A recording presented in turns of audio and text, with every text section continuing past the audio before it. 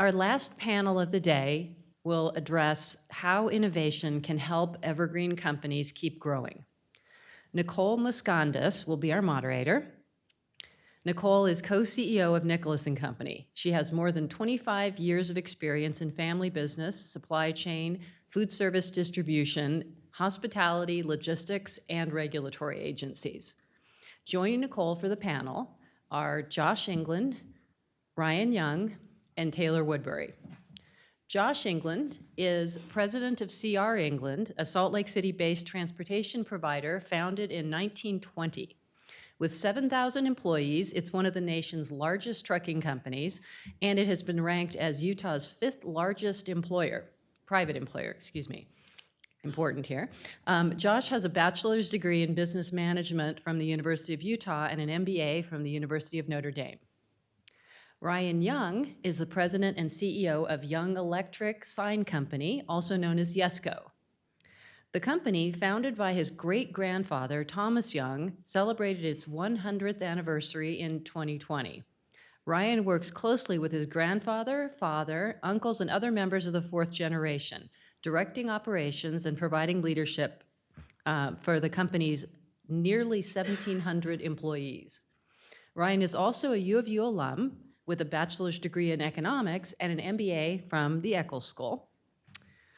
Taylor Woodbury serves as COO of the Woodbury Corporation, and as well as being on the company's board of directors. He's active in the real estate development and investment activities of Woodbury Corporation and has directly overseen over $500 million of ground-up commercial development.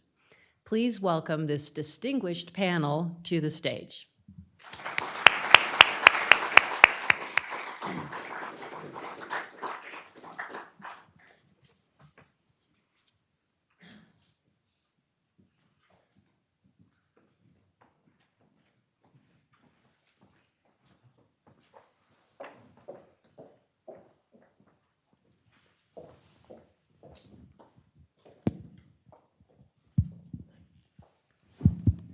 All right. Well, it is such an honor to be here with such distinguished and respected family business owners in this community whose families have gone back literally generations with mine.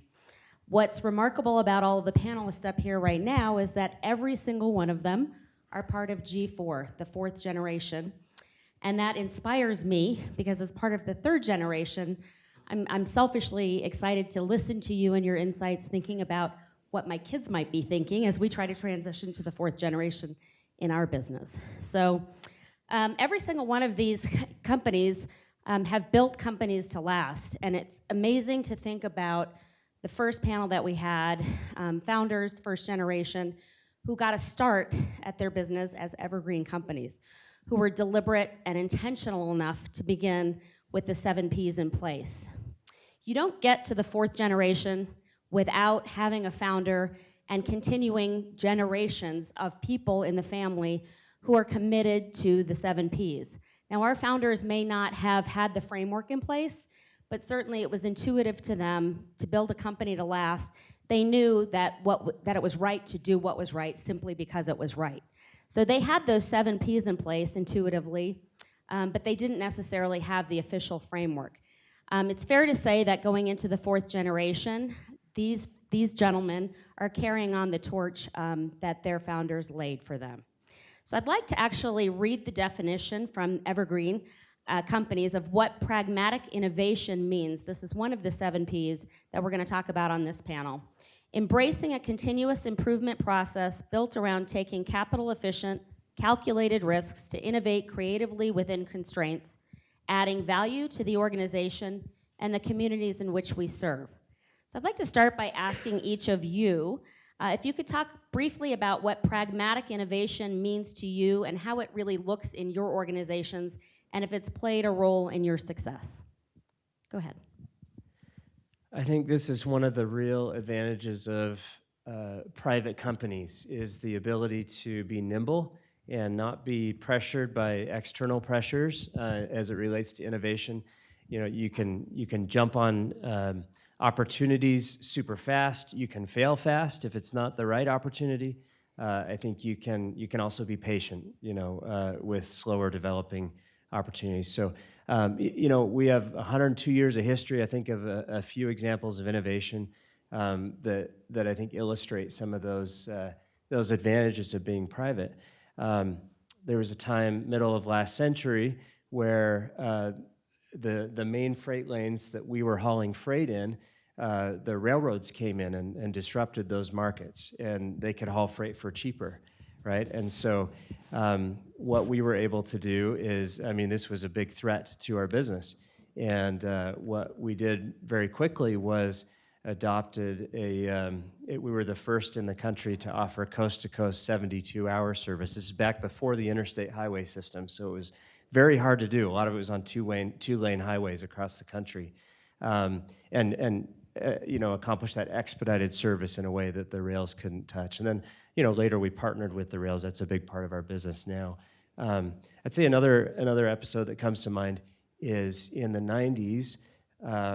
There was a time where there was way more demand for our services than we had trucks to provide it. And so rather than turn down our customers, continue to turn down our customers, the idea was, well, let's find a solution for them, and there may be opportunity for us in this. And so we built these relationships with many small carriers, other trucking companies, and those small trucking companies didn't have a national reach in terms of sales, so they couldn't get into these Fortune 500 shippers that are our customers. And conversely, these Fortune 500 manufacturers, they didn't want to talk to tens of thousands of small trucking companies to get their freight moved. So we said we can make a market there, and so we became freight brokers. And then my brother and I we were in college, and my dad and his brothers who were running the company at the time, they said, hey, why don't you guys, they had us kind of just roaming around the company, learning different parts of it. And they said, hey, why don't you guys think of ways that we could expand and innovate? And so we wrote a business plan on how we could then further serve these small carriers through financing services. And so we started this entity up that provides financing. It provides tire discounts, fuel discounts, maintenance discounts. This has now become the biggest business unit we have and the most successful. And so, to trust these college kids to go out and do that and give them that opportunity and then to invest in it and fund it, I think it shows the ability to be nimble and to grow. Well, and what I love the most about multi-generational family business is just hearing these stories. And you talk about what happened to your company in the 1990s. You were probably a little kid then, and the storytelling lives on. So you're bred, it's in your DNA to know about how to pivot, how to innovate, how to be successful from generation to generation, having lived through difficult times and knowing that you'll get through it on the other end. So I love hearing these stories. Let me just add one more thing to that story. Yeah. So we wrote that business plan, my brother and I, and they said, okay, yeah, go ahead and start this business. And so we hired our younger brother to start it, and he took it and founded it, and it's become a great thing. So that's awesome. Thank you. Ryan? So first of all, I want to say thanks to Dave, well, both Daves. I hadn't really known anything about the Tugboat Institute or Evergreen before this symposium was scheduled, and it's really cool and gratifying to see that different minds have grappled with some of the same questions surrounding capitalism, our economy, and those things, and coalesced around values that are really quite similar, about how to run an enterprise the right way. So, when you're in a capital, so oftentimes when you're in a private company, there are capital constraints that you don't have if you, have a sugar rush of venture capital or private equity, and that certainly has been our situation from day one. We've never had, huge windfalls of capital with which to make investments. And so, when you talk about pragmatic innovation, I think about those times of necessity in a business that really breeds the innovation. And one such example in our organization is we've quickly discovered over the last few decades that service and repair business was a much more stable revenue stream than the manufacturing business that's subject to business cycles. And so we've been trying to grow that, organically for many, many, many years. And we've been a Western region company, so basically just the western half of the United States. And at a certain point, we had to grapple with the question: in order to grow, we need to expand eastward. How do we do that with no capital? How do we do that without selling equity, without taking on loads of debt? And the innovation that came out of that was my cousin and a few executives at our company said, why don't we consider a franchise model? Which was not even something, we're not Burger King, we're not McDonald's, but we decided to pursue it a little further and partner with independent owner operators of lighting and electrical companies or sign companies in the eastern United States. And this franchise business has become really one of the gems. It's not huge still, it's less than 10 years old, but it's become one of the crown jewels in our company. And I think back, and were it not for those capital constraints we had, would we have gone this route and stumbled into, for lack of a better word, this type of a business that's become so rewarding? So when I think of pragmatic innovation, I think of some of the innovation that comes by virtue of necessity or constraints. Yeah, they say necessity is the mother of invention, right? And I think we've all been through that. I think, interestingly enough, Mike, who's your uncle, correct? Yeah, uncle. I think he talked to us about franchise models, because part of our business is franchise Burger King's, Subway, Dairy Queen, Panda Express, et cetera. So I think they had a conversation about what a franchise model might look like. So it's nice to know, again, all these like-minded companies, we do get together, we inspire one another, we brainstorm, and that's part of the beauty of being in a family-owned business in a community that's so close. So thank you for that. Taylor, what have you got to say about pragmatic innovation? Yeah, it's interesting. And first, let me just say, the Young family and the England family, we just admire these guys so much, and it's such a privilege for me to be on the stage with them here today. But, my great-grandfather really got his big break in real estate right after the Great Depression. And what had happened was Zions Bank had this huge portfolio of properties that nobody wanted to touch. It was loans that had been given back. And my great-grandfather formed this partnership with them to come in and kind of help them work through this portfolio of properties. And I think it was through that a little bit that we really developed our kind of core philosophy of expert management and expert management of real estate. And my great-grandfather said, and I don't know if this is his quote, I've never figured out who said it originally if it wasn't him, but he said, that which man fails to alter for the better, time will alter for the worse. And so we've kind of had this philosophy when it comes to our real estate portfolio and trying to, thrive on expert management.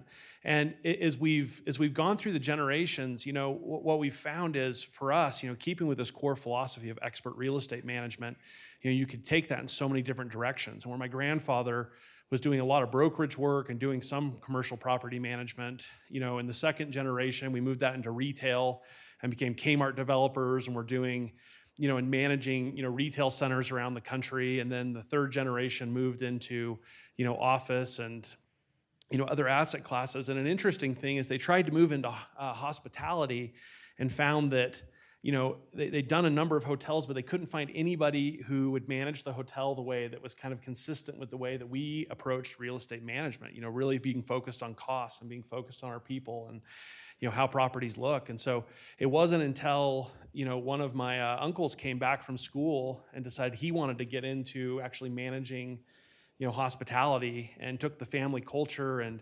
into the hospitality industry, that we started having a lot of success managing hotels.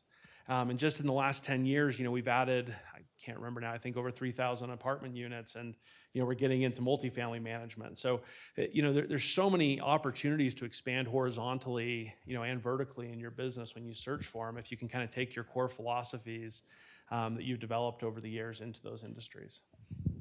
So what I love about this evergreen concept of pragmatic innovation is the thought that we're adding value to the communities in which we serve. And both Daves talked a little bit about this a little bit earlier.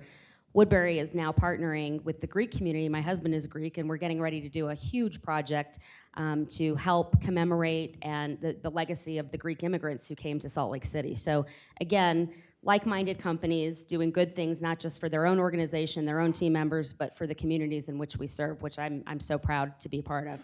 So I'm part of the third generation, and we have the fantastic stigma of being the generation that screws everything up. If you've followed family business, you know that to be true.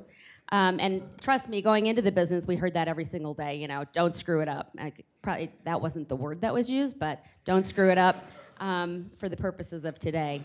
So as part of the third generation, you know, there's this old rule that was commonly shared. It's 30-13-3. You know, 30% of businesses make it from the first generation to the second generation, 13 after the second generation, and only 3 and less than 3 into the third generation and beyond. We kind of know now that that's a little bit misleading because a lot of family businesses do in fact continue on in some way, shape, or form. It just might look a little bit different than what the founder originally intended. It might even be in generation 4, generation 5, a completely different industry. So I'm kind of wondering from the panel today, can you talk about, you've talked about innovations that have been created through necessity, right? A crisis situation or a pivot time or moment. But what specifically is different? Is anything different from what the foundation of your founders, the industry that you started in? Is your company primarily, is it fundamentally different? Or are those additional revenue channels, different vertically integrated business opportunities? Is it just sort of channels of differentiation, or is your business primarily different than what it started? Our company started out actually as a salvage company, and now we're a broadline distributor serving restaurants, schools, nursing homes, hotels in the Intermountain West. And we still primarily do that, but we don't really think of ourselves as a food service distributor first. We do think of ourselves as a people-first company, and we think of ourselves as a logistics company and a technology company, more so than it's not really about the food. The food is kind of just sort of what we do, but it's not who we are. So could you talk a little bit about whether, you know, the evolution of your business from generation to generation, does it look primarily the same as it did in the beginning? And were those changes that have been made out of necessity, is that one thing that's happened to ensure transition to the next generation? We've learned from a lot of screw-ups over the years, so we look a lot different than we did in 1920. You know, even when people think of our business, they think of those big red trucks, beautiful red trucks in my book, and that haul freight. And there's actually more of that freight being hauled by other carriers. You know, we're like a travel agent for the freight, and so that's a difference in our core business, or in addition to our core business. I'd say another angle on this is, we have become much more explicit about our purpose. And our mission and core values, and I think you have to be today. I think, have you ever sat down and done the math, of your time, how much of your time is spent at work, particularly during your working life? What percent of time is spent at work? And it's a high percentage, right? And so you want to do that with people you enjoy and engaged in a cause you believe in and doing something at a world-class level. And that's not just us that feels that way, that's our whole teams, right? And so we have become much more explicit about our purpose and our core values, our mission. And I'll highlight a couple of our core values. One is we're community-driven. We are an essential service to the community. We try to build pride among our team that you're providing a service that community relies upon. The world kind of woke up to this a little bit during COVID. How gratifying was it, for truck drivers to see, signs on the freeway, thank you, for delivering what we need, what we live on. And for a lot of people, that was kind of the first time, because of those shortages, that people realized that, right? So another angle on community-driven is, traditionally, our philanthropy, we have really kept it quiet and been very private with it. And we kind of had this epiphany a few years ago that, first of all, we were an inch deep and a mile wide. Let's focus on something and really make a difference. And secondly, if we talk about it, if we engage people in it, not only do they get engaged, but those efforts get multiplied. They jump on and they help with it, right? So we started our One initiative. We're united in the fight against childhood hunger. So for every load we haul, we feed a child, make a donation through partner food banks. And so our team, they watch this, these flipboards, these counters that real time count how many kids we've fed collectively.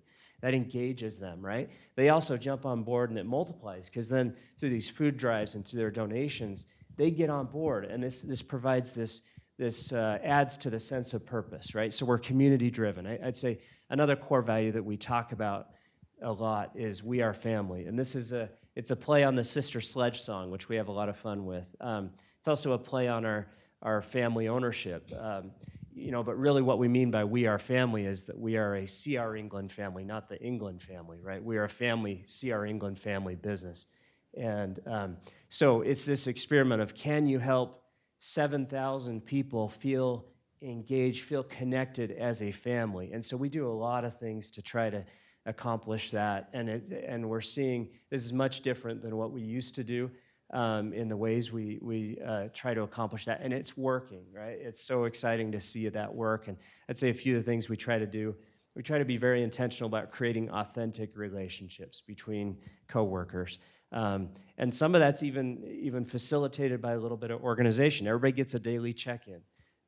There are we are family commitments that everybody makes every week, and where they decide their own commitment on some way they're going to get authentic with somebody that maybe wouldn't have otherwise, and we try to reduce the vertical divides, right? So, for instance, all of our executives and owners have commercial driver's licenses and get out and pull freight, right? And of course, our drivers love that. Hey, you're not asking us to do anything you're not willing to do, and so we mix with them in truck stops and in our terminals. And I was excited. Last week, somebody sent me a picture where one of our executives was on a family trip, and he's in the car with his family, and he drives by this Family Dollar location, one of our customers. He sees one of our drivers unloading the truck, and he asks his family, "Is it okay if I stop and I help him unload?" So he stops while his family's in the car, and he's unloading. Somebody snaps a picture and sent it to me. And what I loved about it also was our driver was wearing his We Are Family shirt that day.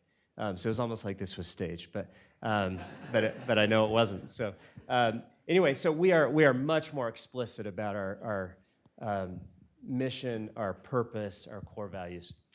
I love that, and what I love to hear about that is, again, the first panel of founders and first generation starting their businesses as evergreen businesses with this framework that they have to springboard off of, and now we find ourselves in third and fourth generation being the stewards of this legacy and memorializing and almost doubling down on, and having to articulate what were those founding principles that got us to this point. And the fact that you're carrying on this legacy is very cool to see. We do the same thing. We see our trucks on the road, and if they're stopped and they're delivering to a restaurant, we will always, if we have time, stop over and say hello to our driver and thank the driver. And these are the stories. Your kids are watching this, your other team members are watching this, the community is watching this, and I think it fosters longevity and legacy. So, Brian, how about you?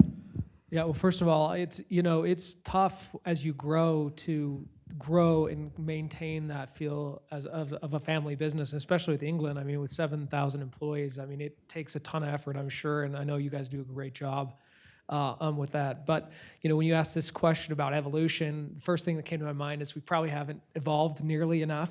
So you look at some of the things we do, and they probably haven't changed much in 100 years.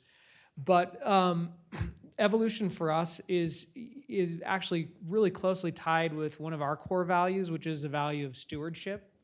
And so when we come into the company, we're taught that our purpose is to grab hold of a project or anything really, and work our careers to make the company a better place than when we started, so that our kids or any employee that comes our way afterwards will benefit from our efforts. And so, example that he'd be embarrassed if we shared it, but so my uncle, who's the outgoing CEO, spent a good chunk of his career trying to deleverage the company, trying to get it out of debt. And so he finally accomplished his goal, and so Yesco's functionally debt-free after all his efforts. And so coming in as a fourth generation, you talk about the evolution. I mean, our evolution manifests itself in the stewardship of those who came before us, handing us an organization that's healthier than the one they inherited. And we hope, to evolve in a way that's going to be the same way, so that our kids, grandkids, our employees that we consider fifth generation will come into the company and really benefit from the work we're doing. Well, it's incredible that you have that gratitude and appreciation for generations before, and I think that's the thing that's going to make you successful going into the next generation. I do have a funny story about your company. So again, you know, going back and forth, we have business in Las Vegas also, so I find myself quite often on the plane with his uncle going back and forth from Salt Lake to Las Vegas. And when the Wynn was built, for those of you who have seen the Wynn Hotel in Las Vegas, it's Wynn and then there's this period at the end of Wynn. And it is intentional, it's Wynn period. I don't know if this folklore lives on in your company or not, but I remember Mike saying, oh my gosh, this job is like, it's crazy. And these signs, by the way, that you see all over the place, they're huge. I mean, you just can't, we see them from far away, but these are just massive, incredible works of art. And Mr. Wynn, you guys had like a deadline of like grand opening, and they were, you know, there were cameras all over the place and everything, and there was like 4 hours to get it unveiled. I'm probably messing up some of the details, but that period was off in his mind, right? Like he saw this, he's such a perfectionist, and that period was off. And he said, take it down. And within like hours, literally, I mean, your team must have just been sweating bullets, had to move this period, which by the way, is probably as big as this entire stage. I mean, it's humongous. You know, I don't know, 40 feet by, I don't know how big, but, and they accomplished that because they just had this incredible focus on doing what the customer, you know, exceeding their expectations. So you have this incredible legacy that I'm sure you're very proud of. And we think about technology, by the way. You know, we're in the third generation, fourth generation. I don't know that we have such an appreciation for, you talk about the sacrifice that generations before made, but they didn't have technology, they didn't have anything. And so we are all very different companies just by nature of the fact that, you know, we live in a technical age now, and they didn't. Taylor, what's that look like for your company? Yeah, you know, it's really interesting, and I think we're unique, but largely because real estate is unique from some of the other operating businesses that we've talked about today. I mean, if you think about it, the asset ownership in a real estate company can be totally divorced from the management of a real estate. And so, you know, for me, I have right now, so there's 5 members of the third generation in our company. They're still all 100% active in the business, come in every day when they're not traveling, to be fair. And there's 15 of us in the fourth generation that all have active jobs, you know, in the company. I'm working with second cousins right now. I'm working with 3 of my siblings. And then apart from the active ones, we have, you know, I've actually lost count, but our last family reunion, we had just about 220 people, you know, there, and we do those every 3 years. We try to bring the whole family together. And basically all those cousins are investors at the same time, right? So they all have ownership, you know, fractional shares of ownership in projects, you know, all over the Wasatch Front, all over the country. And I think one of the biggest things for us, I mean, my uncle jokes all the time, every time we pull off some, you know, crazy feat of investor reporting, he's like, well, of course you could do that. You have Excel, you know, like, and I know that sounds like really rudimentary, but we've been able to take it much further from there. I mean, we've put in place processes and procedures and adopted technology because, you know, more and more, just to report to our own family, you know, we have to take on the characteristics of, you know, a large, like, public company almost. I mean, I have, you know, 200 plus investors that are family members, let alone the hundreds of investors we have that are non-family members at this point. And so, you know, we got into private equity, and I know, I'm sorry too, after hearing how bad private equity is.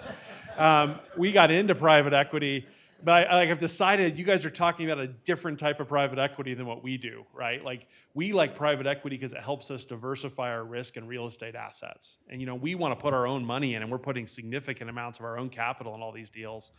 But we just realized, hey, we can really diversify and get a lot more coverage in real estate if we, you know, open it up to investors. But they're all passive, and hopefully we're not succumbing to the evils of private equity that have been discussed here today. But all of that stuff has just helped us become better managers of money and better stewards of, you know, all of our family members, you know, net worth. And, you know, I think that for us in this generation, I mean, we often talk that we are the generation that have had to look at diversified capital sourcing. But what it's really helped us do is be better managers of people's money and be more sophisticated and have a more professional face to the management of those assets.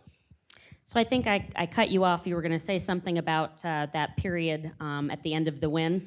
But I'm going to ask you the next question because I think it's related. When we talk about technology advances, and again, how far we've all come since the 1920s, since the 1930s, I can't imagine how you would get a sign up that high. I mean, the advances in equipment and technology have got to be massive. What do you think your organization has done to innovate in a way that not only differentiates you from the competition, but that has assured that there's successful transition from generation to generation? I'll start with you, Ryan. Thanks. And the way you get up there is helicopter in that case. Okay. So I think innovation can be a little bit tough for the older you get. I think the easier it is to just kind of sit back and ride the wave of your legacy. So I think there is peril in these evergreen companies that are mature to become complacent.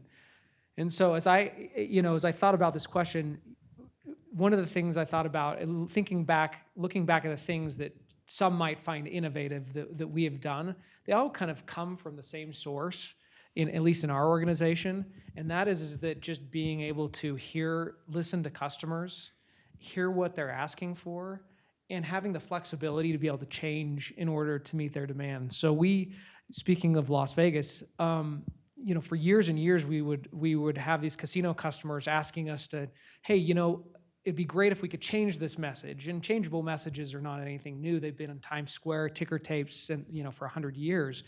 But the requests were to do something more dynamic. And so, as a result of these requests, we found ourselves diving into LED technology and video screens, which we didn't think we would ever be doing. But we ended up building this technology company and building it up till it was a large portion of our business.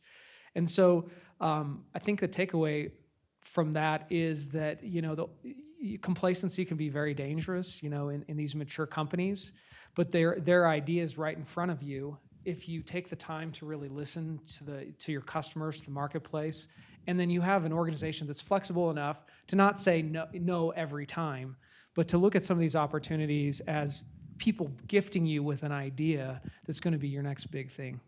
Those are those calculated risks that we're Right. talking about. And luckily, there's a foundation, you've got a reputation that supports innovation and allows you to take those risks. So that's fantastic. Josh?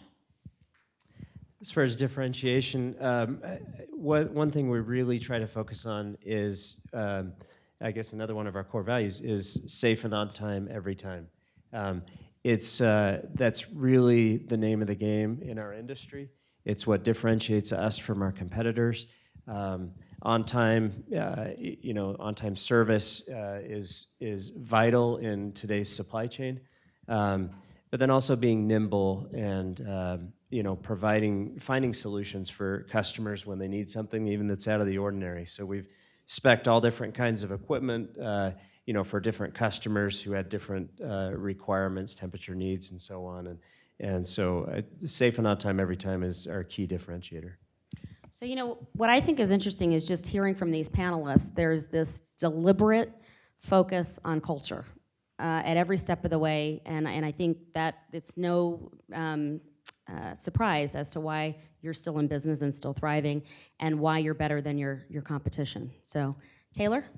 Yeah, so one of the things that I think has been a key to our family culture for years is education. I mean, my great-grandfather never went to college, only had a high school education, and he always, I think, kind of regretted that and almost felt like he wasn't accomplished enough because he didn't get that. So he drove his kids to get a lot of education, and that's kind of just trickled down. And among my generation, I think almost everybody, I think there's just one or two that don't have graduate degrees, and some of us have multiple. I have 3 graduate degrees on top of, just all the other training and stuff I've done over the years in the industry. And the thing too is my great-grandfather was a huge proponent of getting involved in trade associations and really just getting out and being a part of the community. And I remember every trip I've taken since I can remember, we have to stop at real estate projects and see what's happening in other countries and other states. I mean, there's a cool project here, there's a cool office building, let's go look at this. I mean, we're going at the same time we're going to museums, we're stopping and looking at the retail center that was right next door and trying to see it and looking at the beautiful young signs that, are up and down those. I mean, no joke. Every time we go to Vegas, we're just in awe of everything that we see, and we're trying to figure out ways to incorporate it. We call it photophilia. Yeah, that's right. But it's, we really consider ourselves to be just kind of students of, not only what people have to teach in institutions, but also just what we can see in the world. And then we try to take that back and incorporate that in Utah. And there's so many things that I think we have done first, that we were the first ones to try to incorporate into our businesses. And, then you go to a place like University Mall, which has been, an asset in my family since the late 60s. And we're in our fourth major redevelopment of that. And we're constantly trying to push the envelope and do something new and learn about how we could do mixed use better and how we can incorporate office and residential and make entertainment venues. So I really feel like, by always having this kind of hunger and insatiable need to be out trying to learn things new, it hopefully keeps us, so that we don't atrophy. So I'm going to stay with you for a minute because I liked what you were talking about. From the time you were a kid, you were, your parents were role modeling the way with you, and stopping to see things and showing you. And we always told our kids, you eat, sleep, breathe, die the business with us. There's no escape. So can you talk a little bit about what going from the third generation to the fourth generation looked like? Did you have a formalized, transition period? Did you have specific education within the business? There's all this informal stuff that you did. Obviously, you're very accomplished academically as well. Yeah, but it's funny, and I laugh at this, and I may get in trouble with my family for divulging this story, but I think it's fair. So I had been back from school for about 3 years, and my uncle, who'd been president of the company for 30 plus years at that point, and really just brought us into the modern age in so many ways, got called to be a mission president for the LDS Church, right? And in a way, like the uncle who took over as president after him joked and said, "Hey, I think God's really doing all of our succession planning for us," and that really was true, because there was no formal plan in place. Like when that came, there wasn't like, oh, this is who the next person in line is, or this is how this is going to work, right?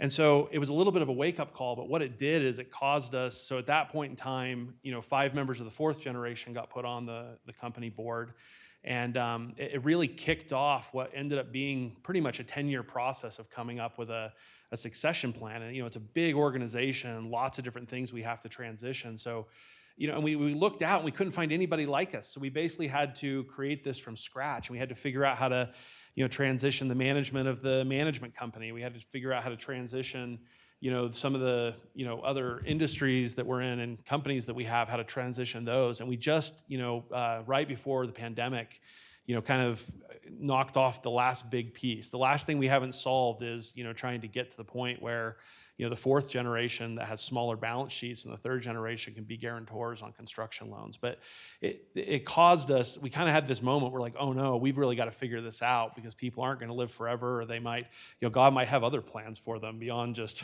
going on missions. So we gotta get into this and figure it out. And it's been a really good process that we've had to go through very collaboratively, because like I said, I still have, I have 20 family members that are still active, coming in every day, have vital roles in our company, and trying to figure out how all of them fit together. And it's been a really fun process just to continue to collaborate with them and come up with a structure that works for us.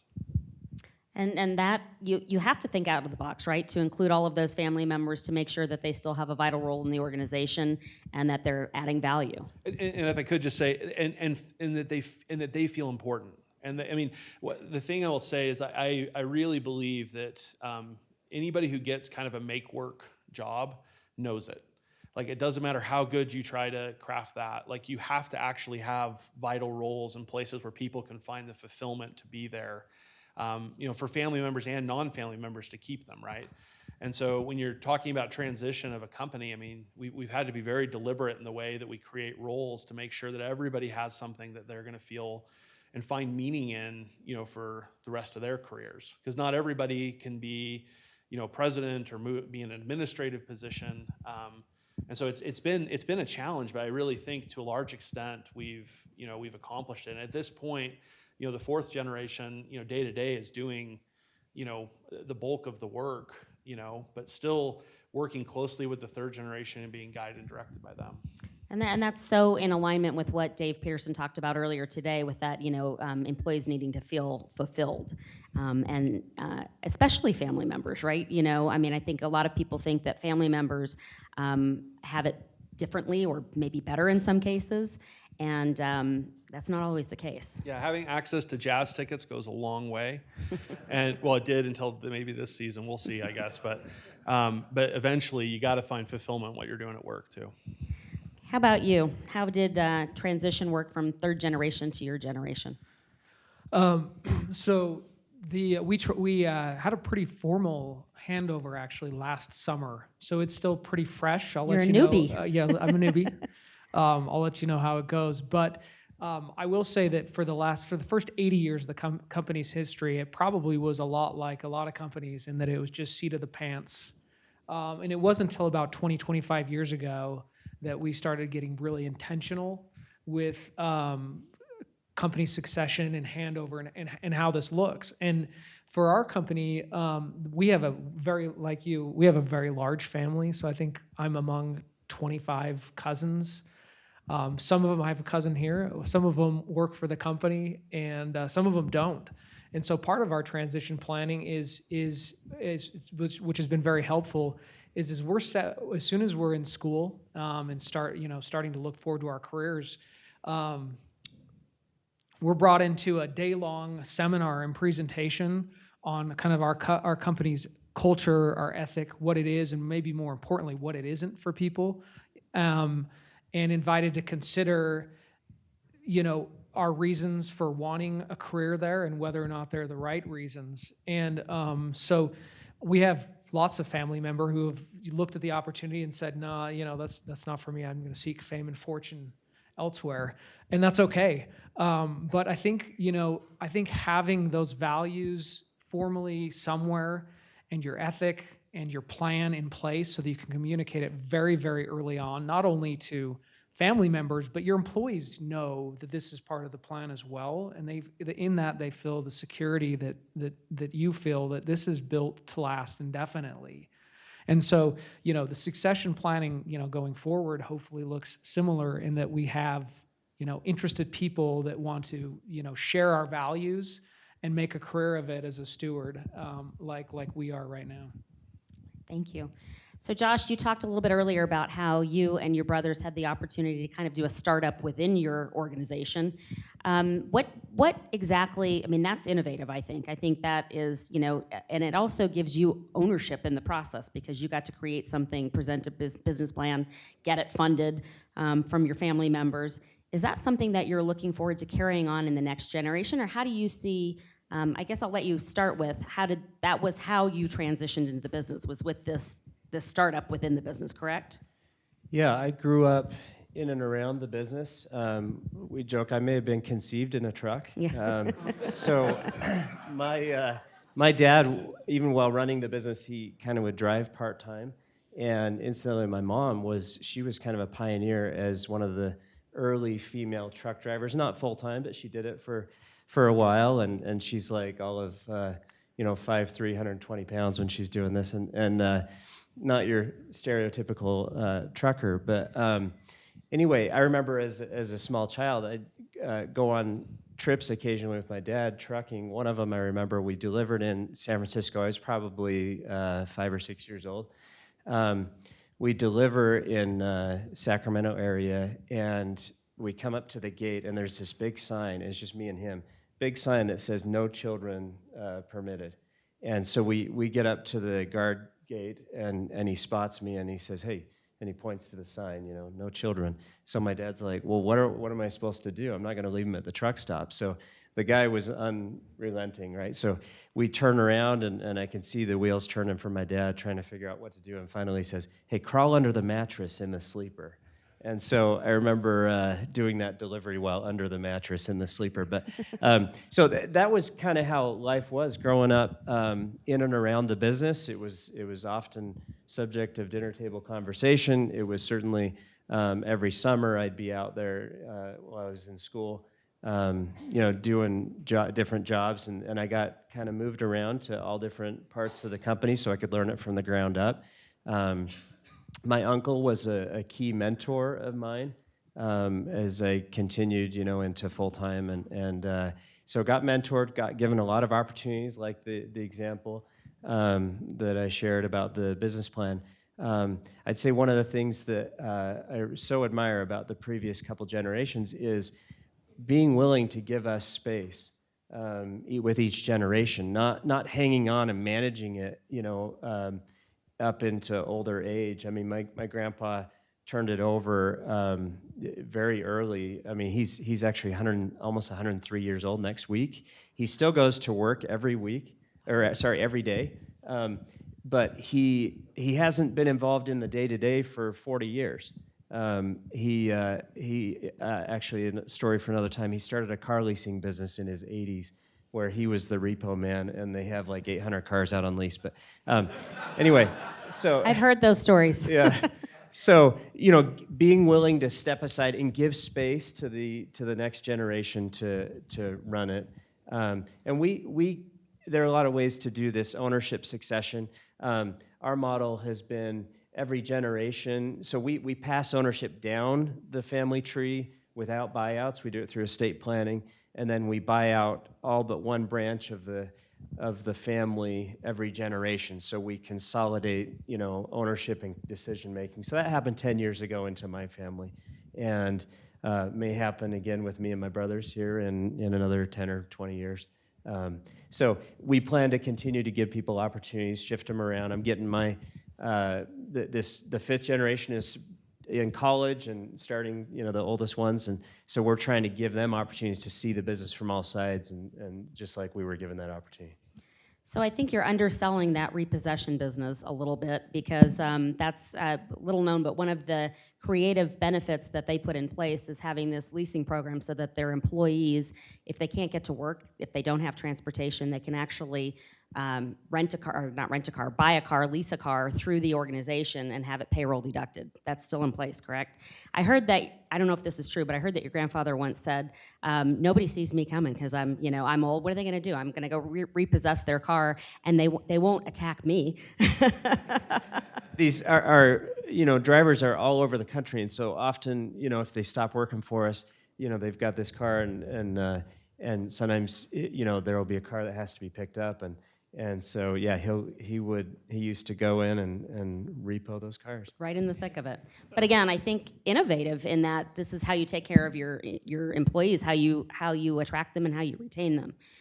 What do you see doing differently into the next generation as you think about, maybe you guys have little kids, I don't know how young they are at this point, but certainly with 20 and 25 in your generation, and then it's going to be exponentially bigger in the next generation. You're thinking about that now. What are you thinking about creatively that needs to be done differently to get to the fifth generation? We have adopted family employment rules in a better way than we used to. So things like separation of family, and this has long been in place, but when ownership and employment are two different things. So when you're at work, you're an employee, and you report to a manager, you're accountable to a manager, whether that's a family member or not.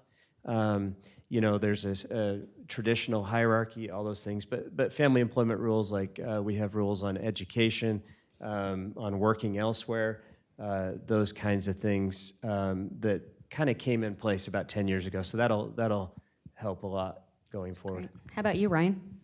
Well, one of the things I thought about is we're trying to take a page out of the Woodbury's book in terms of education. We've had a lot of respect for all of their advanced education, and it's becoming more and more important in our family. And what's interesting about our business is it's, we sit around a conference table and it's a bunch of MBAs or business management majors, and that's good. That's a great thing. We're in the School of Business, so I don't want to sell it short, but man, we got a diverse needs in terms of backgrounds in education right now. We need software developers, we need engineers, we need, unfortunately, lawyers too. So I'm hoping as we go forward, we can actually kind of create a pool of candidates with a really diverse set of educational experience and even work experience, to help kind of bring that talent into the company through the family. So that's a goal Yeah, we're the working war on. on talent is real for every industry right now. But I think about how our company started.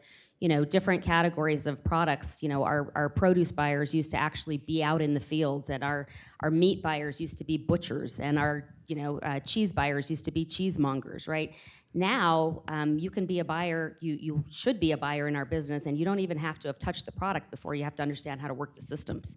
And so it's a technology-driven thing now. So the talent is really different. And so thinking about what your talent needs are going to be in the future is something that I think is really important. Taylor, how does that look for you into the next generation? And I want to say, I mean, one of the things I love about being in a family business, I mean, we've had zero turnover in our upper level management in the last 20 years. And think about what you could do if you can have consistency, at that level and helping grow the company.